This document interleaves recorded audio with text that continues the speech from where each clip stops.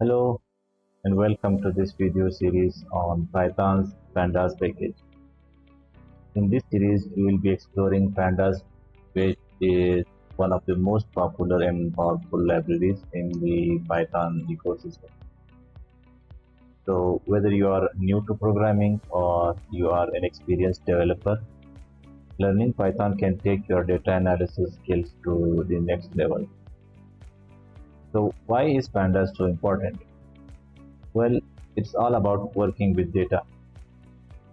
With the amount of data being generated every day, companies and organizations need people who can collect, process, analyze, and visualize data effectively. And that's where Pandas comes in. It provides efficient data structure and operations for handling structured data, including tabular data such as spreadsheets and SQL tables. You can use Pandas to clean, transform, and manipulate data from a wide range of sources, which makes Pandas an essential tool for anyone who is working with data. So, throughout this series, we will be covering the most essential, which are must known functions and concepts in Pandas. So, from loading and manipulating data to grouping and filtering, we will do all with just using Pandas. So by the end of this series, you will have a solid understanding of how to work with data using Pandas, and you will be able to apply these skills to a wide range of projects. So thank you for joining us, and let's get started. Before starting the practical examples, let's first understand what is Pandas and what is at the core of Pandas. So the name Pandas is derived from term panel data that suggests its utility for structured data sets. So at the heart of Pandas libraries is the data frame. You can see this is a data frame. It's a two-dimensional structure with labeled axes. Like the first axis is the column labels and the second axis is the rows labels. It starts from zeros to 4. A data frame has a tabular structure, which means it looks like a table or an Excel sheet, you can see, with rows and columns. The row labels are known as indexes. You can see these are our indexes for rows, and the column labels represent variable names. So these are our column labels, and the first column is the country. So in the data frame, a column is called as series, and different columns or series can have different data types, such as integers, floats, strings, and date and time. Before starting the practical example, you first need to install Pandas package using the Python package manager. So you can just open your command prompt with cmd, or if you are using Linux or Mac, you can open your terminal window. And here in Windows, you'll be typing pip to call the pip to install the Pandas package, and in Linux or Mac you will be using pip3. So I'm using Windows, therefore I'll be using pip command and then followed by install and then the package name, which is Pandas. Press enter. You can see the requirement is already satisfied, which means that the Pandas package is already installed on my computer. Therefore I will proceed to the code directly. For you, this may take a while, maybe a minute or two. Oh, by the way, for this video series, I will be using Jupyter Notebook to write my Python code. You can also use any IDE of your choice, like Visual Studio Code or PyCharm. Totally depends on your choice. So first thing I'll need to import the pandas package. So I'll rename it as PD. So as the tutorial name suggests, importing data. In this video, it's kind of an introduction. So we'll first start with importing data into pandas data frame, and we'll be importing data from different file sources, the URLs and database table. We'll first start from importing data from a CSV file. So the first thing is you will define a name or a variable for storing the data frame. So I'll call this df CSV, and we'll call the pandas package.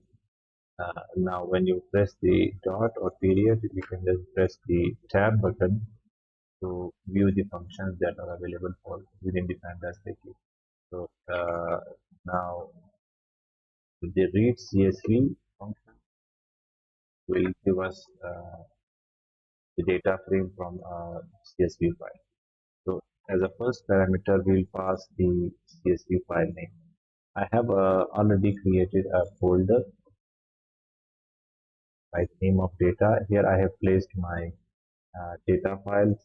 So this one is my CSV data file. You can see, and here is my Excel sheet, and the other one are JSON and SQL database file. So I'll be reading these files. Okay, so when I hit in, you can run this line by pressing this run button, or you can also press shift plus enter or return key. It will also run this line.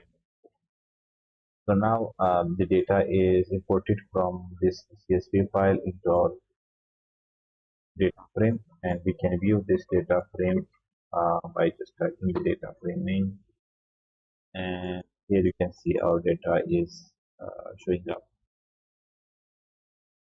So we'll not see all the rows from the file because Jupyter Notebook does not allow to view all the, because we have 195 rows in this data frame. It will just show up the first 5 rows and the last 5 rows. If I want to view the first 10 rows, then I can just type dot head. It means that, and then you pass a number like 10. So this will show us the first 10 rows from the data frame. As you can see, we have the first 10 rows from the data frame. Similarly, you can also view the last rows, like, and then for that you have to call the tail function, and suppose I want to view the last 5 rows, and here are the last 5 rows starting from 190 to 194. So that's how you can view the data frame, the data which is stored in the data frame. Let me just show you how right now what data types we have in this data frame. So if I call df CSV and then I call the info function, it will show us the complete information about this data frame right now. And here you can see it starts there, the range index. First of all, the data type or the type of this data frame is pandas core frame, and then the data frame. So this is the class of this object. Now we have 195 entries, which starts from 0 to 194, and we have 35 columns in this data frame. Now these are the columns. You can see it starts from 0 to 34, and data frame objects. The object data type is assigned. So mostly this is assigned to the columns which contains string values or text data. And here you can see this one is assigned the float data type because it's birth rate. I guess it's percentage maybe. Yeah, you can see this is decimal point value. That's why float data type is assigned to this. And you can see here we have latitude and longitude. These two columns are also assigned the float data type. But if I set the parameter as d type as string, now let's see. You can see all the columns are object now, which means uh, every data, or I should say every column contains object values. And these are just plain text or strings. There is no differentiation for any particular numeric values or date time or anything else. Everything is assigned as a string value. So this depends on your use case. If you want to read everything as text, just assign the data type as string. Or if you want the pandas package to assign data types to every column, then remove the d type. Correct. Okay, so that's how we read data from CSV file, and then we also got the head and the tail, like for viewing the top and bottom rows, and then we also checked how to see which data types or columns are assigned. Next, we will read data from Excel file. So for that, again, I'll create a df Excel this time, and for that, I will call the pandas read Excel function. And again, I need to pass the file name or the file path as a first parameter, right? And again, when this data is imported, I need to view the data frame. Yeah, you can see it's actually the same data, but in Excel sheet. One thing in Excel sheet we have, let me show you the Excel sheet that we have for this. Yeah, this is the Excel sheet. You can see we have two sheets in this Excel file. Suppose by default, if you don't provide any sheet name to this, you don't provide the sheet name. If you don't provide this parameter by default, it will read the pandas. The read Excel function will read the first sheet from the Excel file.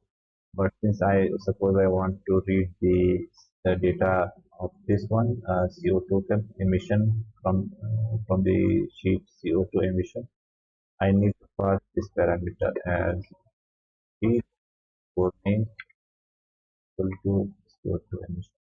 Now, if I run this, mistake comma here, yeah, you can see now we have we have the imported data from the second sheet of the Excel file. This one. So that's how we import data from Excel file. And next we will get data from website URL. You can see we have this data table in the Wikipedia website. This data is about list of countries by population, and here is the data. So I'll copy this URL.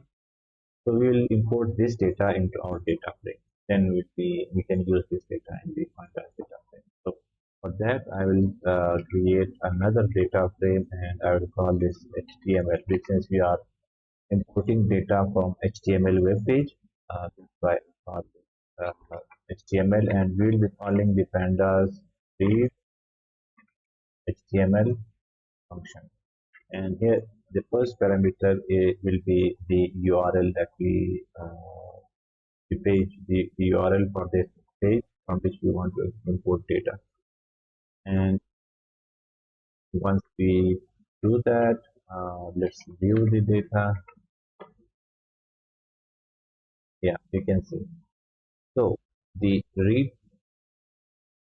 previous function like read Excel and read CSV, those two functions were returning directly the data frame. But this one read HTML, since it's reading a web page, there is possibility that there are multiple HTML tables. Like this is one table, maybe this is another table, and this is third table.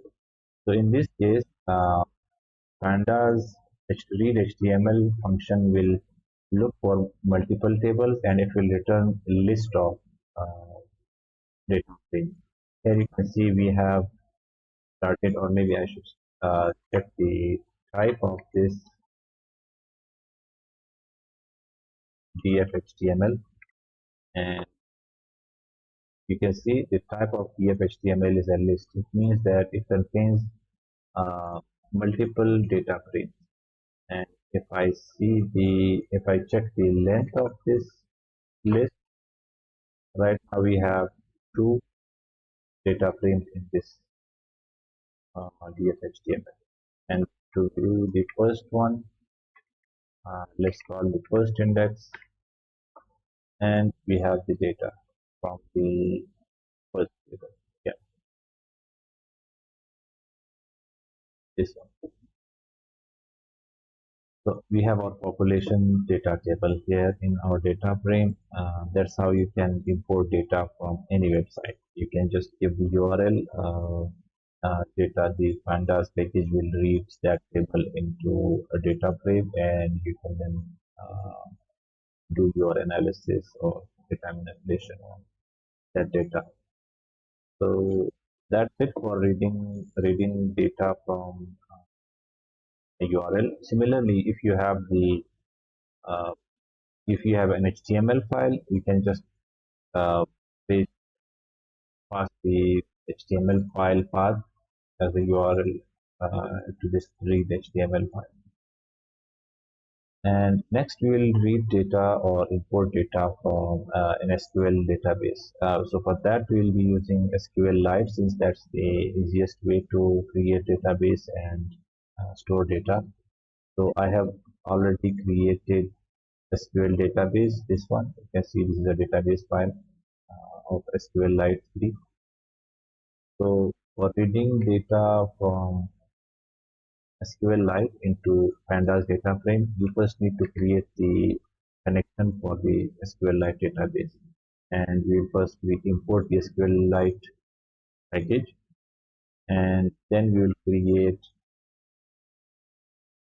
the connection to the SQLite. And this is the path to the database file, right? Now, when you have the connection, the next thing is create a data frame of SQL, and then call the read SQL query. And here, as a first parameter, it should be your SQL query. In this database file, I have a table which is named as world data. So I'll pass the query select all from world data. And as a second parameter, you will pass the connection to the database which we have just created. So here in the pandas read SQL query, it will read data from SQL database, SQLite database using the SQL query and then the connection. So once the data is imported into the data frame, then you need to close the connection for SQL database, and then you can view the data. Again, we will call the df SQL, and again we have the save data which is imported from SQLite database.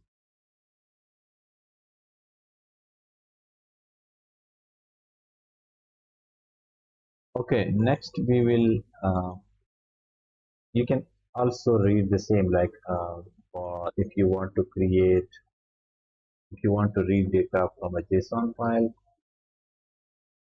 it's very similar to reading data from Excel or CSV file. Create a data frame, Call the pandas read JSON file, JSON function, and pass the JSON file path as a first parameter. And then you should have the imported data in your data frame object. So these are how we import data from different file and database sources. Also, we also use URL. Next, let's create a data frame from Python's dictionary. Suppose you have data, you are reading data from any other source within the Python program or script, and you have the data in a dictionary. So I have this data, which is name, and the name is the value for name is list of three names. Similarly, for age, we have another list of three values, and city, for city key, we have another list of three city names. Let's convert this dictionary into Pandas data frame. So for that, we just create a data frame first, and then we'll again call the Pandas package. And this time, since we are creating a new data frame out of this dictionary, we'll call the data frame class, and to this class we'll be passing the data one object, which is a dictionary. And once I run this, our data frame is created. And if I call this data frame, we can see we have our data frame with three columns and three rows. The name, age, and city, and similarly the rows label starting the indices starting from 0 to 2. So that's it for importing data part of the pandas package. I'll put this notebook script file on my GitHub account, and I'll put the link for this file in the video description. So please don't forget to like this video and subscribe my channel. It will help and motivate me to further create such useful content for you. Thank you, and see you in the next video.